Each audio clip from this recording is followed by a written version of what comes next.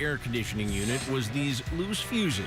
We know that because we deliberately pulled them out, cutting off power. That'll shut down the compressor. And what was your name? I'm sorry. Tim. We're testing the expertise of home repairmen, and these techs who showed up did exactly the right thing. They pushed the fuses back in and told Jenny no other work was needed. Raphael wouldn't even accept payment. So how much do I owe you? Will George from America's Comfort Heating and Cooling do the same? He quickly finds the loose fuses, pushes them back in, and does his inspection. But instead of telling Jenny the job's done, he has some bad news. You have a leak somewhere. Her system, he says, is leaking Freon, the coolant inside the air conditioner. But how would he know? Testing a leak is a long and complicated process, something that George didn't do. So there's a leak. Oh yeah, 100%. There's a leak. George says dealing with a leak could get expensive, especially if it's in the long, snaking coil where the Freon circulates. You're looking probably about $1,500 to replace the coil. Either we can look for the leak and fix the leak, and if it's in one of the coils, then it's not worth it. It's just worth getting rid of the whole thing. Okay. Then there's the cost of adding Freon. We have to recharge the system, so you're looking at probably about $1,900. $1,900. Okay. And how would the cost of that repair compare to getting a brand new air conditioning unit? It's $3,826. $3,826. That's $3,826. Bottom line, what do we need to do? I would replace. You would just replace it. Okay. Crap. We're talking whole thing. the whole thing. All right. Stay here and I'll be right back. Okay. It's time for me to have a chat with George. George, Chris, what exactly is wrong with the air conditioning unit? I think it's just a little bit low on Freon. I don't know how low it is. But what you told Jenny is that it's about half empty of Freon. Yeah, I think it's about half 50. But like I said again, I have to weigh it all in. That's why I can't give her a price on the Freon. I understand that. What is this, man? You guys trying to test us here?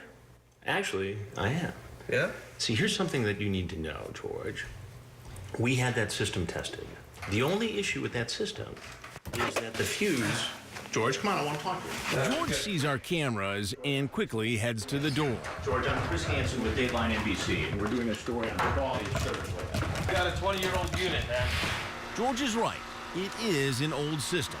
But the fact is, even though it isn't as energy efficient as the new one, it works just fine, according to our expert, Carl. It is up in age, and, its efficiency is not what the newer one is, but operationally it's sound. Had Jenny followed George's advice, she'd have been out thousands of dollars to replace an air conditioning unit that wasn't broken.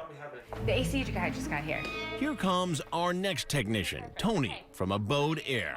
All of a sudden, I can feel air, but it's not cool.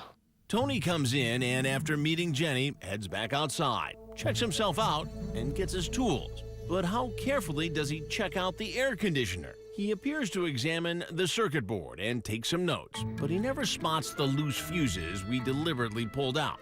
Instead, he jumps on the fact that it's an older unit and says he's found an entirely new problem. How's it look? Well, you got some bad news on the older one. I do. Yeah, it has that, what we call an LRA. It's a locked up rotor amp.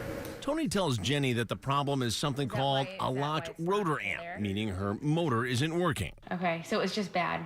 Yeah, it's... The unit is completely bad. Yeah, it's just bad. It's shot. Yeah. Tony's best advice, get a new unit. Do you know how much a new unit would cost? Just a rough estimate. We'll say $5,000, rough estimate.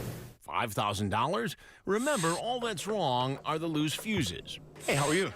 So I head downstairs to speak with Tony. So all in, what do you estimate this will cost? Probably about $5,200. $5,200. Good, and that's the estimate right there? Yeah, I gotta still finish filling it out. Well, let me, Tony, before you go, there's something that I need to tell you. Sure. I'm really not the man of the house. I'm Chris Hansen with Dateline NBC. Okay. And we're doing a story on the quality of service provided by repairmen and mechanics who come to the house. Sure. And so a couple things. Go ahead, have a seat, relax. I just want to ask you a couple questions. No, in fact, I'm not gonna have a seat. I gotta get things buttoned up. Well, I'll walk with So you please come because on back there's there. something I want to show you out there. Great. Things that you said needed to be repaired on this unit weren't broken. That's the bottom line. So I wouldn't say that that system works fine at all. The bottom line is, on a 24-year-old system, they're going to have multiple problems with that. I don't care what anybody says. And he's stuck with his story, despite the fact that I pointed out the real problem minutes earlier. Now, can I show you one thing? Go ahead. Oh, the disconnect. Works just fine now. Yeah, it does. All you had to do was check right Push it there. in, yeah. Good to go. Yeah. I didn't push the fuse in, but Well, why didn't you push it in? because I didn't notice that it was sticking out. But wouldn't you check that as a matter of routine? No. You don't go to jobs where the disconnect is sticking out. We just check the fuses. So what can you do to make sure the repair person you call is the right one for the job? First, when someone gives you the bad news, get a second opinion. So this is a must-do right now. But one of the best ways to find someone who knows their stuff is by word of mouth. Get a referral from someone who's had a good repair experience. That way, the odds of finding someone you can trust will go way up. We want to hear from you. If you feel you've been victimized or treated unfairly and there's something we should look into, or maybe someone I should talk to, let us know. Send an email to the Hansen Files at NBCUNI.com. That's all for this